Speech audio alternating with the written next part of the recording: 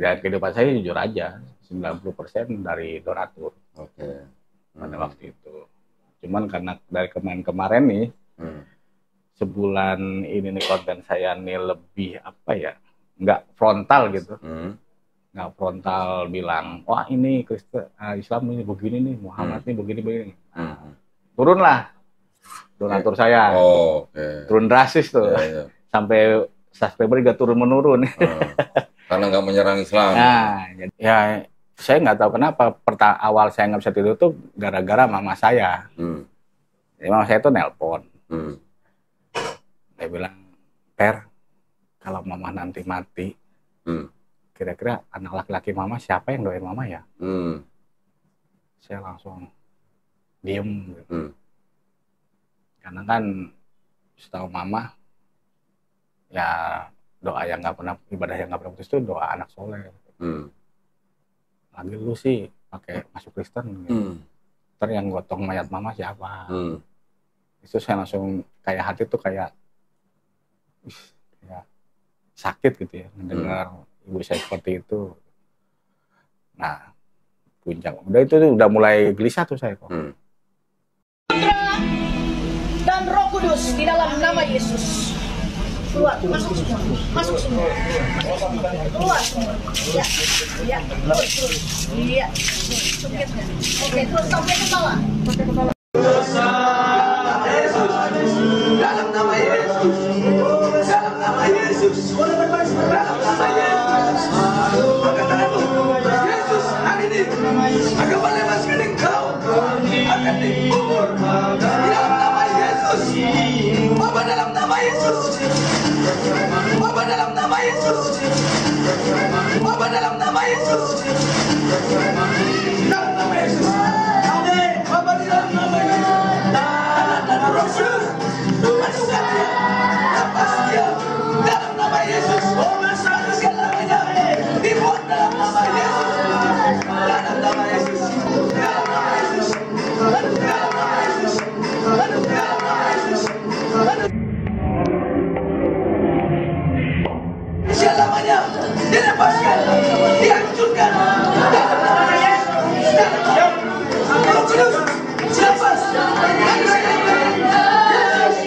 Yesus, dalam nama Yesus, dalam nama Yesus, dalam nama Yesus, dalam nama Yesus,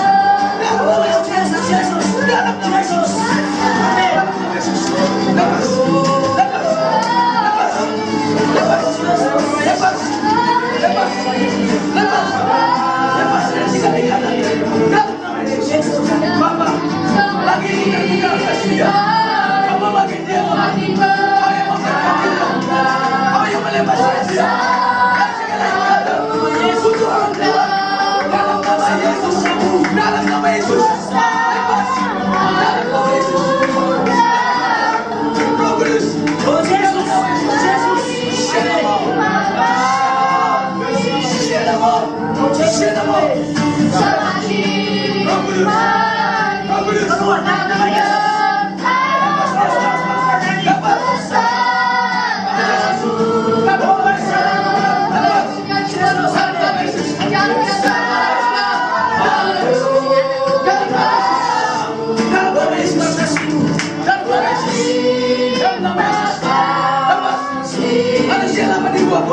Dikubur hari ini, sore hari ini, menjadi kuburan yang baru sudah datang dalam nama Yesus, yang baru dalam nama Yesus. Bebas.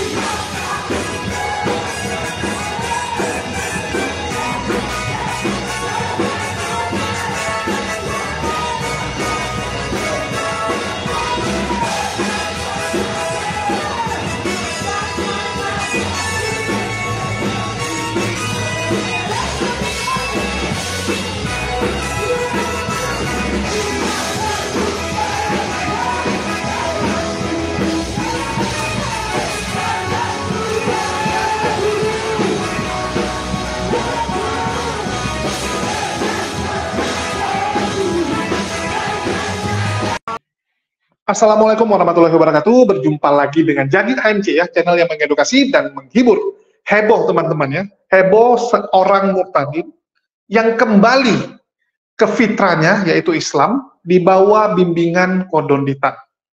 Banyak teman-teman yang WA nanya kepada saya tanggapan saya dan pendapat saya terhadap murtadin satu ini yang kembali ke fitrahnya yaitu Islam.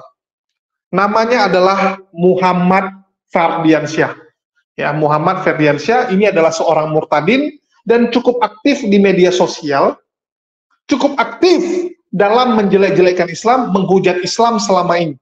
Dan itu diakui sendiri oleh Muhammad Ferdiansyah.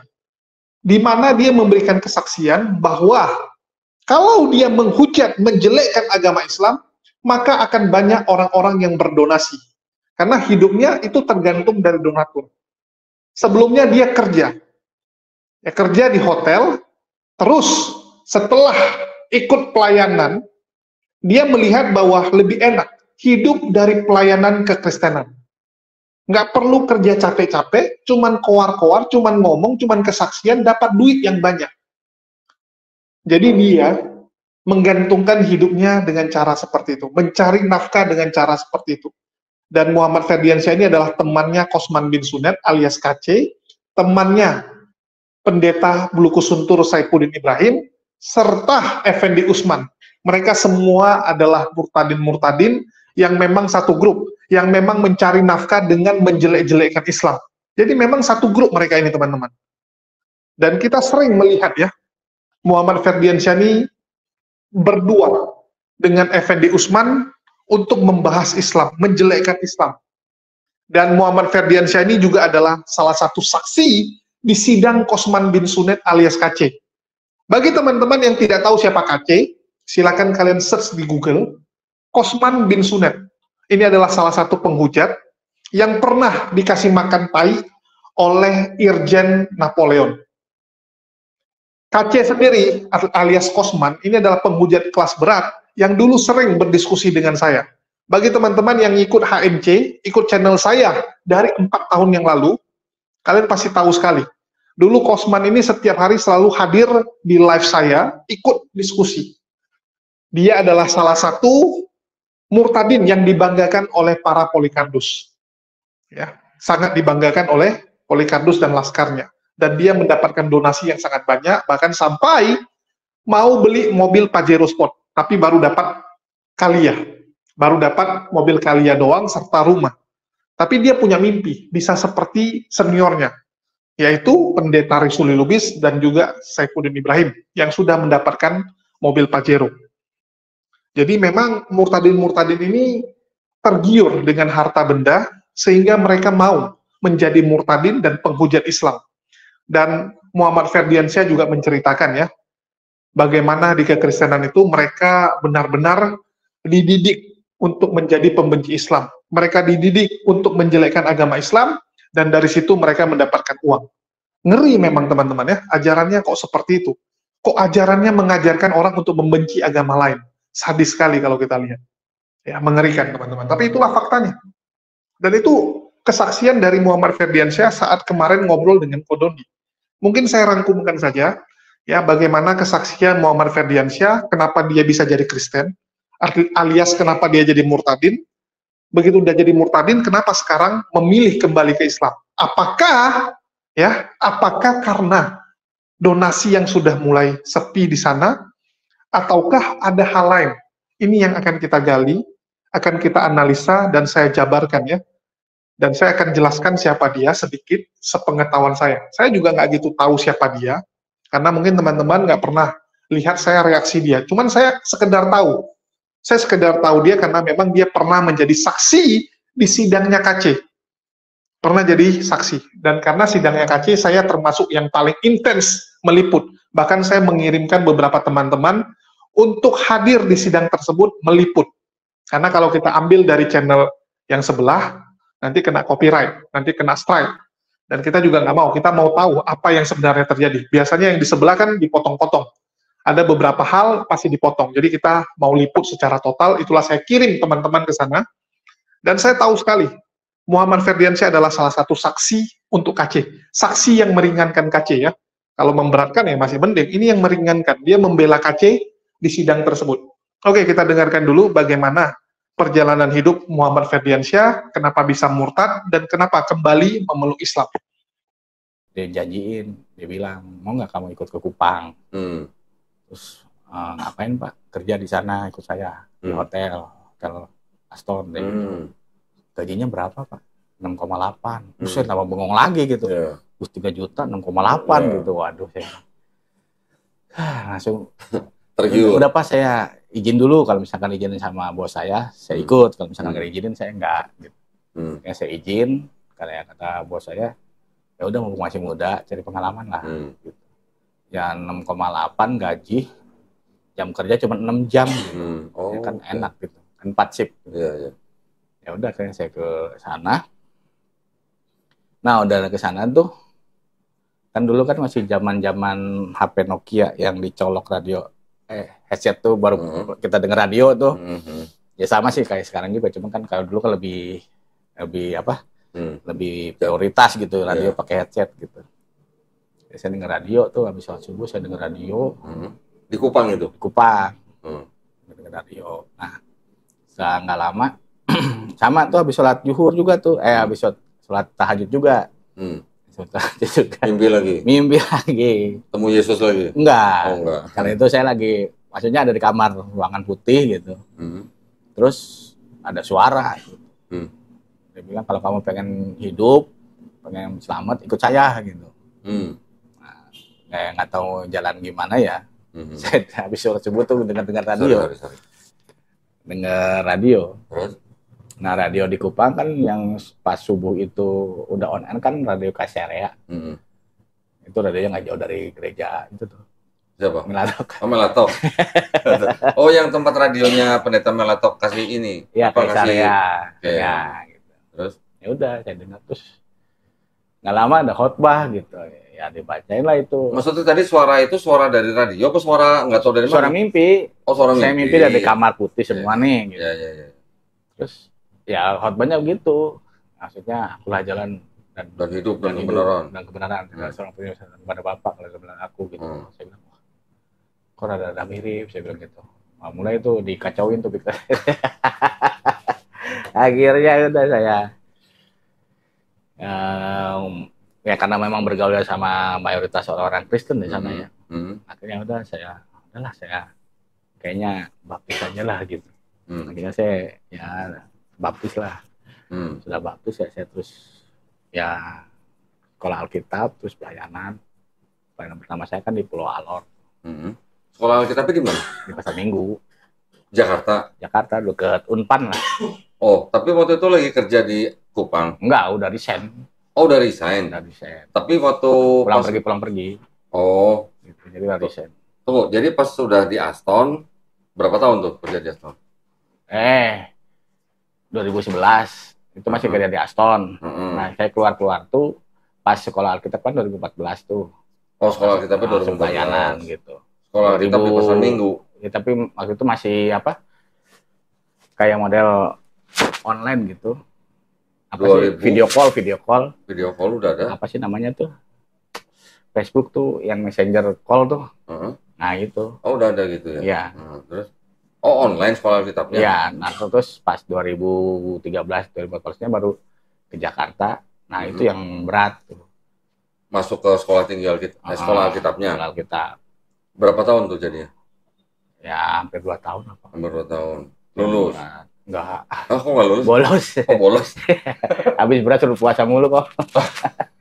Oh, puasanya gitu. ya beda sama ya saya waktu masih muslim sih. Terus? Ya udah akhirnya saya lari tuh dari sekolah Alkitab, tapi akhirnya diambil saya sama salah satu gereja GBI. GBI di mana? Di Depok. Oke. Ya maksudnya saya nggak berjemaat di situ, tapi ada pelayanan penginjilan di Depok yang akhirnya ngajak saya. Gitu. Ya, saya ikutlah pelayanan dia. Nah, mulai aktif di pelayanan tuh 2015 itu mulai aktif pelayanan. Gitu. Dan di situ pertama kali saya ketemu Syekh Ibrahim di situ. Oh, di mana, di gereja? Di pelayanan. Pas di gereja mana tuh? Kalau saya GBI. Enggak sih, Syekh Ibrahim ke GBI. Waktu itu saya nggak begitu ini ya, cuman setelah dia setahun pelayanan di kita itu dia pindah ke GL. GL itu apa? Gilbert. Oh, Gilbert. Ternyata Gilbert. Si Saipudinnya. Ya, Saipudinnya. Di situ mulailah dia kenal dengan si Sarah. Oh. Jadi kita juga pelayanan di situ udah wanti-wanti. Tapi kalau misalkan ini jangan pilih si Sarah lah buat jadi istri gitu bla bla bla. Ya namanya Pak Saipudin kan ohnya kan strength ya, maksudnya bodo amat apa kata dia benar ya itu yang mau dia lakuin gitu. Udah terserah lah gitu. Nah, tapi jadi tadi Bang Ferdi jadi anggota jemaat GBI yang di Depok. Enggak, saya direkrut sama pelayanan di situ tuh. Jadi kan di GBI ini kan ada pelayanan penginjilan. Nah, saya direkrut ke situ. Kalau di Jakarta kan saya belum apa? Itu masih bolak-balik Kupang? Masih. Oh, terus? Nah, pas itu kan kita pelayanan tahun terakhir saya tuh tahun 2000 berapa ya? 17 saya pelayanan terakhir Natalan. Di mana? Di Alor. Di Kupang itu berarti? Di Kupang. Itu terakhir dengan tim dari Jakarta juga. Yang di Kupang itu apa gerejanya? GBI juga? Kalau saya GKII. GKII? Gereja Kemah Injil Indonesia. Gereja Kemah Injil Indonesia. Iya. Oh, bukan GSCA ya? Bukan. GSCA mah saya kurang cocok dari apa sih peraturan gerejanya ya.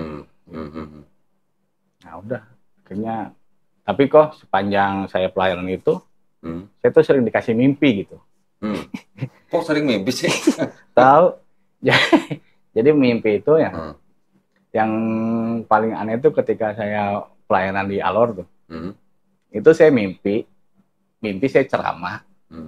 Tetapi saya ceramah tuh bareng santri-santri saya gitu. Loh, gimana? Saya juga kaget gitu. Lah, gue kan Kristen, kenapa gue ceramah Islam gitu. Saya bilang, wah kacau nih urusannya. Terus saya ya kadang-kadang, wah jangan sampai amit-amit lah saya masuk Islam lagi gitu dulu. Nah terus sebelum ketemu bini nih, mimpi juga gitu. Jadi saya mimpi tuh, saya tuh punya istri, tapi istri saya tuh berhijab. Muslim gitu. Terus saya juga di situ kayak saya ini seorang Muslim juga gitu. Saya bilang, waduh, jangan sampai lah saya login lagi gitu. Ya maksudnya nggak mau lah ibaratnya gitu. Ya, akhirnya udah 2018 saya nonaktif pelayanan. Terus saya lebih fokus ke media-media sosial kayak YouTube. Ya saya lebih fokus di YouTube sih. Waktu itu saya sambil konten, saya kerja di Biak waktu itu. Biak. Koki juga. Di Papua itu? Di Papua. Ketemu sama istri. Istri kan orang Buton, bau-bau. Kristen atau Muslim? Muslim. Oh, Muslim. Dikristenkan berarti? Sebenarnya Kristennya sih enggak sih. Mungkin karena cinta mati udah. Ya kayaknya sih. Padahal mah saya ganteng juga enggak. Istri saya ya tahu lah itu. Tapi dia jadi masuk ke Kristen? Iya, tahun 2020. Oh, baru? Berarti belum lama? Baru. Kita kan nikah 2019. Oh. Kita nikah 2019. Oh, jadi betul nikah beda agama? Beda agama. Oh, gitu. Ya, beda agama. Nah, itu kan saya langsung ditentang tuh beberapa pelayan-pelayan gereja. Apalagi teman-teman penginjilan saya. Wah, lo Cina tiap hari lo nikah sama gitu. Loh, kok bisa menikahi seorang Muslim? Yang namanya juga kan kita nikah siri kok. Loh, kok nikah siri? Loh, waktu nikah siri berarti ngaku Muslim? Apanya? Waktu nikah sirinya? Enggak. Habis? Saya ngaku Kristen. Lalu nikah siri di mana? Di Papua. Di gereja apa di masjid apa di mana? Di rumah RT. Di rumah RT. Lalu yang nikahin siapa? Ustadz. Berarti ngaku Kristen? Kan begini kok. Oh, ngakunya tetap. Kalau yang begini bicara kan susah kok. Oke. Jadi itu Ustadznya harus diizinin kok. Oh, jadi nikah siri tapi sebenarnya masih Kristen. Ya, masih Kristen. Ya. Pakai jari doang begini ya? Ya, kayak gini doang. Ya Ustadznya harus diizinin tuh. Oke, ya. Terus baptis ulang. Ya udah, akhirnya karena pernikahan saya nggak direstuin, kan orang tua dari istri tahu saya ini Kristen. Yang kedua perbedaan umur yang jauh. Saya sama istri kan beda 16 tahun. Oh, oke. Terus? Ya saya kan namanya juga orang Sunda kok ya. Ya maksudnya bukan orang Sunda, maksudnya besar di Sunda. Udah kebiasaan orang Sunda, makan daun muda, ya. Dapat beli daun muda juga gitu. Ditentang sama keluarganya gitu. Juga kita waktu itu udah ketahuan nikah, jadi tuh orang tua itu nyari saya sama istri. Jadi kita kabur tuh ke Jakarta. Akhirnya udahlah kita tinggal di Jakarta. Ya udah, saya sambil pelayanan di YouTube, bla bla bla, sambil ya kehidupan saya jujur aja 90% dari donatur. Pada waktu itu. Cuman karena dari kemarin nih, sebulan ini nih konten saya nih lebih apa ya, nggak frontal gitu. Nggak frontal bilang, wah ini Kristen, Islam ini begini nih, Muhammad ini begini. Turunlah donatur saya, turun drastis tuh, sampai subscriber juga turun menurun. Karena nggak menyerang Islam. Nah, jadi karena kan saya lebih memilih apa ya, untuk kita nggak terlalu menghujat gitu. Nah, udah, ya singkat cerita, kemarin nih saya kayak nggak bisa tidur gitu. Kenapa? Ya saya nggak tahu kenapa awal saya nggak bisa tidur tuh gara-gara mama saya. Jadi mama saya tuh nelpon. Dia bilang, Per, kalau mama nanti mati, kira-kira anak laki-laki mama siapa yang doain mama ya? Saya langsung diem gitu. Karena kan setahu mama, ya doa yang nggak pernah, ibadah yang nggak pernah putus itu doa anak soleh. Lagi lu sih pakai masuk Kristen gitu. Ntar yang gotong mayat mama siapa? Itu saya langsung kayak hati tuh kayak sakit gitu ya mendengar ibu saya seperti itu.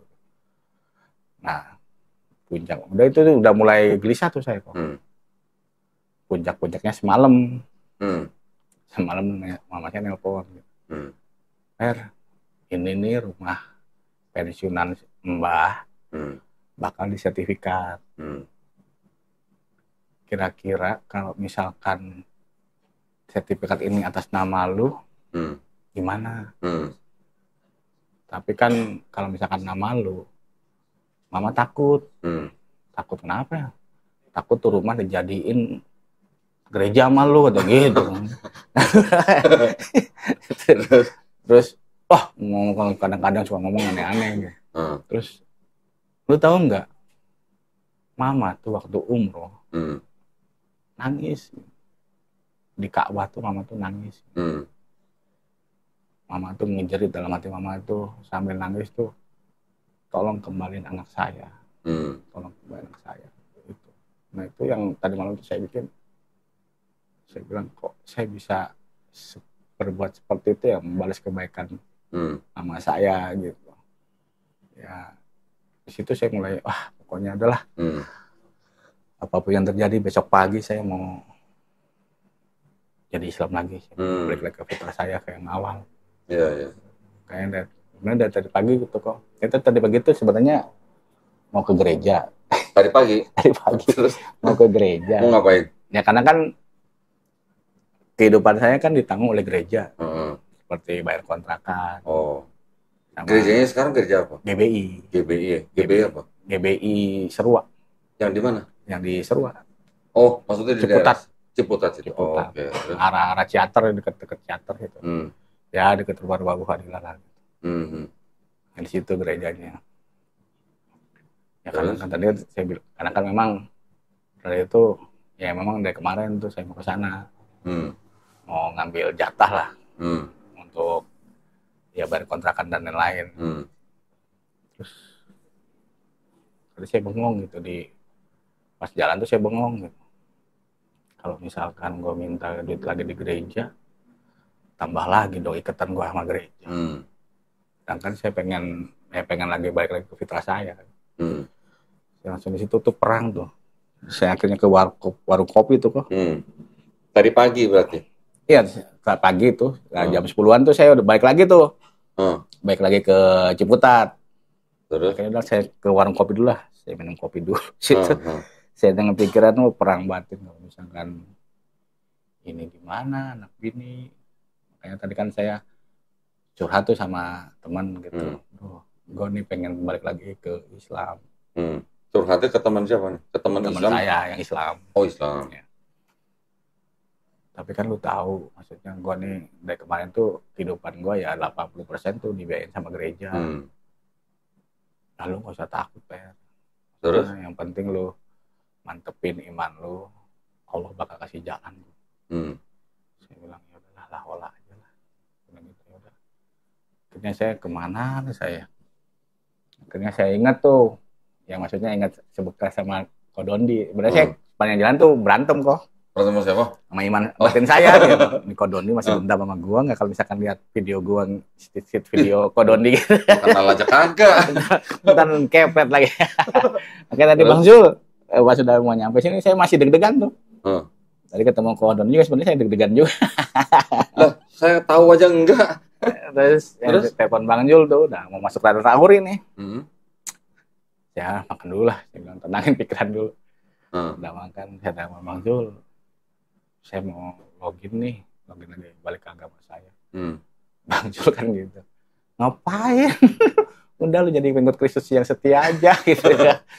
Bang Zul serius ini. Ya, akhirnya dia karena dengar saya serius-serius, akhirnya dia percaya tuh. Kayak ada Bang, saya diarahin kemana nih, ada rekomendasi nggak? Saya harus ke Geraha, Mualaf atau ke Mualaf Center. Gitu. Kalau Mualaf Center saya agak lumayan. Saya bilang gitu. Ya, ini yang dekat sama saya ini Geraha Mualaf. Oh ya ada kebetulan dah. Ini saya bentar kalau gitu saya telepon Kodondi. Telepon Kodondi ya udah. Akhirnya ya, alhamdulillah masih ketemu. Ya mungkin juga saya memang nggak ada rencana kesini sebenarnya. Tapi memang kayak hati tuh sepanjang jalan tuh saya Kodondi misalkan ngeliat video saya waktu itu saya setit video dia marah nggak ya? Yang mana? Gue nggak pernah lihat tuh. Udah saya hapus kok. Oh, udah dihapus. Ya teman-teman sudah dengar ya kesaksian dari Muhammad Ferdiansyah ini, dan memang kalau kita lihat ya motivasinya saat menjadi Kristen adalah uang. Jadi dengan menjadi Kristen itu gampang sekali mendapatkan uang, terutama kalau kamu menjelekkan agama Islam. Dan ini pernah disampaikan juga oleh Pak Ibnu Kalam. Ibnu Kalam ini adalah seorang murtadin juga, yang mukanya ya kita bilang luar biasa lucu ya. Bahkan dia disebut sebagai Yesus versi Indonesia. Entah siapa yang masukkan dia, tapi dia pernah disebut sebagai Yesus versi Indonesia. Bagi teman-teman yang nggak tahu, mungkin silahkan search juga di Google ya, karena nggak mungkin semua saya jelaskan. Kalian bisa search ini Ibnu Kalam. Jadi ini adalah Pak Ibnu Kalam yang merupakan murtadin kesayangan Polycarpus dan laskarnya tahun 2021 kalau tidak salah. Antara 2021 atau 2022. 2021 kalau tidak salah. Dia murtadin kesayangan orang-orang sebelah. Bahkan dia pernah datang ke tempat saya untuk curhat. Ya, ini bapak tersebut. Ya, bapak tersebut dia pernah curhat ke saya bahwa setelah KC ditangkap, dia menjadi agak sedikit takut untuk menghujat Islam. Sedikit takut untuk menghujat Islam, sehingga donasi dia berkurang. Jadi, kesaksiannya sama dengan kesaksian Pak Muhammad Ferdiansyah, di mana dikatakan bahwa kalau kalian tidak frontal untuk menyerang Islam, menjelekkan Islam, maka donasi akan turun secara drastis. Jadi, apa yang disampaikan oleh Muhammad Ferdiansyah ini sama dengan yang disampaikan Ibnu Kalam. Pak Ibnu Kalam juga bilang seperti itu. Sebelumnya dia frontal nyerang Islam, tetapi begitu dia lihat KC masuk penjara, dia pun agak ketakutan. Dia hapus video-video yang menghujat Islam dan mulai agak lembut, ya, mulai pelan dia ngomong. Endingnya nggak ada yang donasi. Kalau sebelumnya yang donasi itu bisa sampai 40 juta sebulan. Ya, dulu 40 juta sebulan saat Anda frontal menyerang Islam. Dan hal ini sama dengan Muhammad Ferdiansyah ini, dan masih banyak. Masih banyak orang-orang yang bersaksi hal yang sama. Kalau Anda menjadi murtadin, ya, murtadin plus menghujat Islam, Anda punya nilai jual yang sangat tinggi. Karena di sebelah itu nilai jualnya cuma dua. Yang pertama, ya, Anda harus berani menyerang Islam. Kalian lihat orang-orang yang berani menghujat agama Islam selalu mendapatkan posisi yang sangat penting di sebelah. Contohnya siapa? Kita lihat Kosman bin Sunet, Saifuddin Ibrahim, Paul Jang, ya. Bagaimana Ki Ahmad, Ferguson, Sofiatul, Wadonar, itu mendapatkan posisi yang sangat luar biasa. Pak Bom juga. Mereka ini adalah orang-orang yang mendapatkan uang dari orang-orang Islamophobia. Kita tahu di Indonesia ini, walaupun Islam agama mayoritas, tapi banyak sekali orang-orang Islamophobia. Banyak sekali orang yang membenci Islam, tapi nggak berani mengutarakan. Nggak berani secara langsung. Jadi dia cuma bisa mendukung orang-orang yang menyerang Islam. Dia kesal sama Islam, tapi dia nggak berani tunjukkan. Mungkin takut ya, karena dia mungkin tinggal di lingkungan yang mayoritas Islam. Kalau dia tunjukkan sikap benci Islam, bisa didemo, bisa diserang.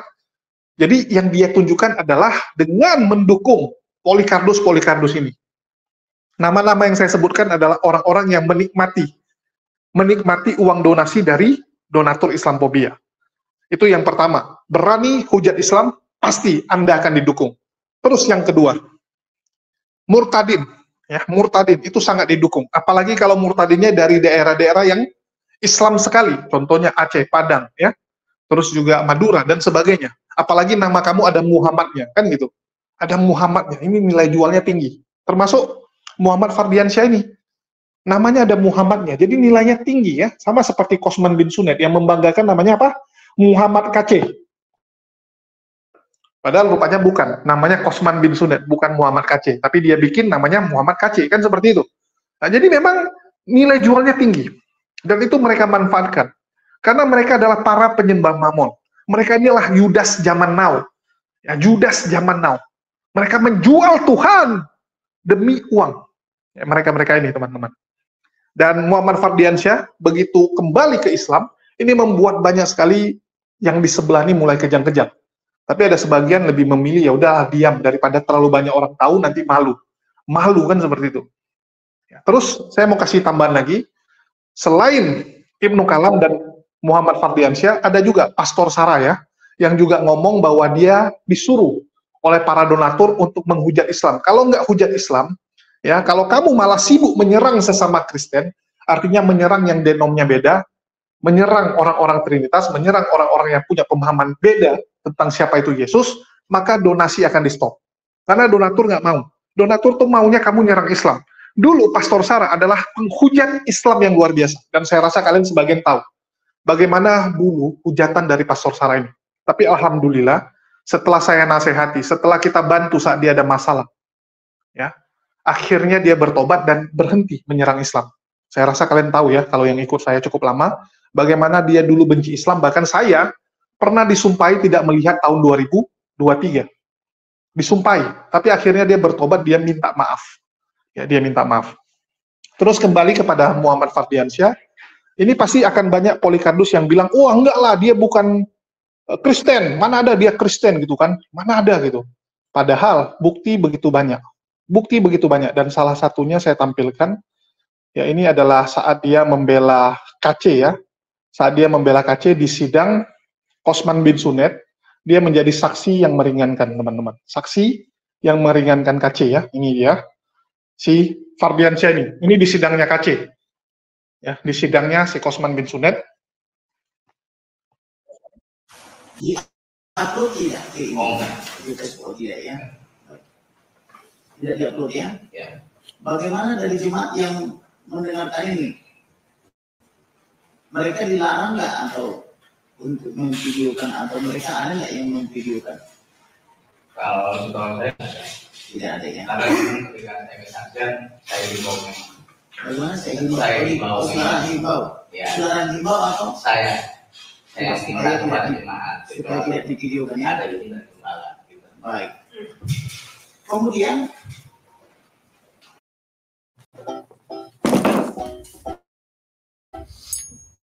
What's up? Hi, Jira.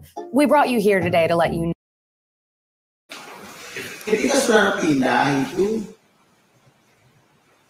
karena ada nama saudara tadi yang masih nama dari yang keyakinan lama, apakah ada diminta surat baptis sebagai bukti bahwa saudara telah berpindah keyakinan dari keyakinan atau lama sebelumnya yang baru oleh pemerintah setempat misalnya? Ada diminta ya. Baik. Untuk pertama kali diminta ya? Ya, untuk pertama kali perubahan gitu ya. Baik. Kemudian yang menjadi pertanyaan lagi terkait dengan terdakwa ini, Pernah nggak saudara dengar ini penegasan aja?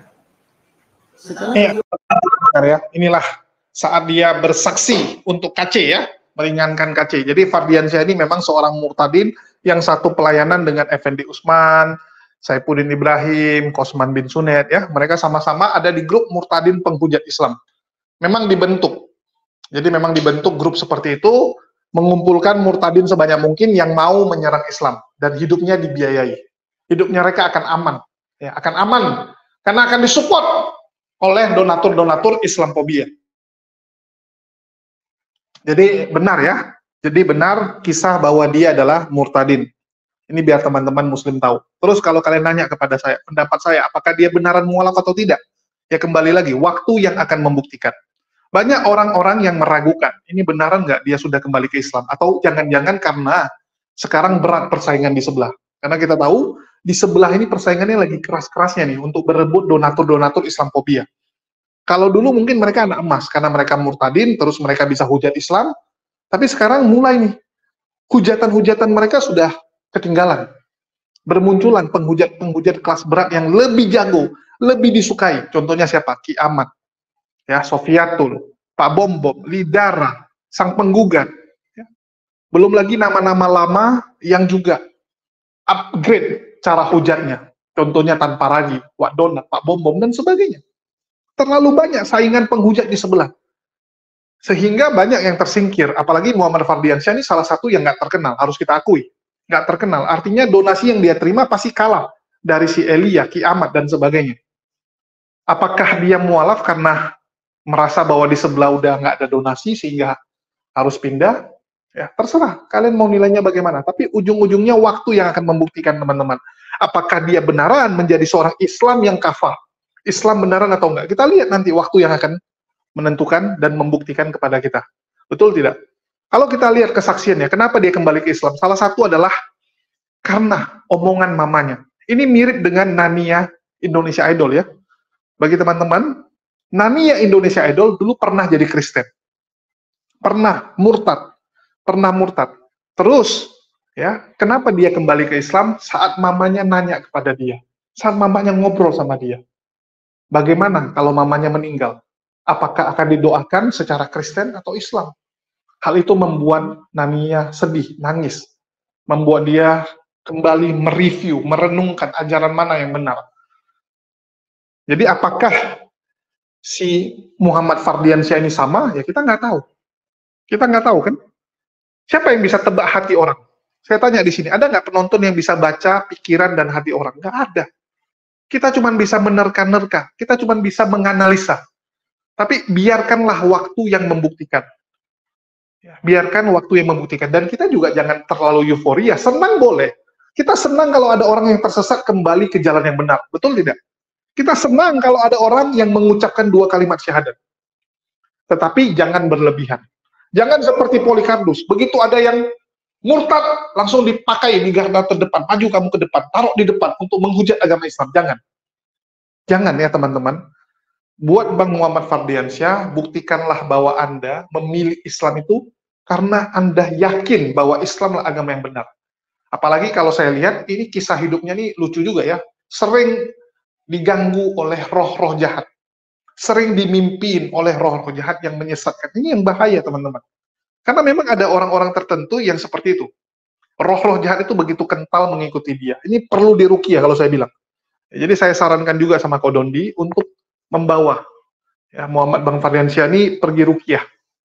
Pergi ruqyah itu penting. Karena roh-roh jahat itu ngeri teman-teman. Ya. Kalian percaya nggak percaya gituan. Ini kan masalah supranatural ini percaya nggak percaya. Tapi dilakukan kalau nggak ada ruginya, why not? Betul tidak? Kalau nggak ada ruginya, ya udah lakuin aja lah. Kecuali ini merugikan Anda, jangan dilakukan. Ya. Jadi buat teman-teman, sekali lagi, kalau kalian nanya kepada saya, apakah benaran bertobat atau tidak, ya kita tunggu. Ya, kita tunggu sama-sama, kita pantau sama-sama, kita lihat sama-sama. Jangan kita hakimi, jangan kita merasa bahwa, oh ini gitu. Nggak bisa teman-teman. Nggak bisa kita menebak isi hati seseorang. Biarkan waktu yang membuktikan. Betul tidak? Ya, jadi saya juga akan mengundang untuk ngobrol. Mungkin kalau teman-teman ada mau titip pertanyaan spesifik atau pengen tahu sesuatu, ya silakan tulis di kolom komentar, nanti akan saya tanyakan.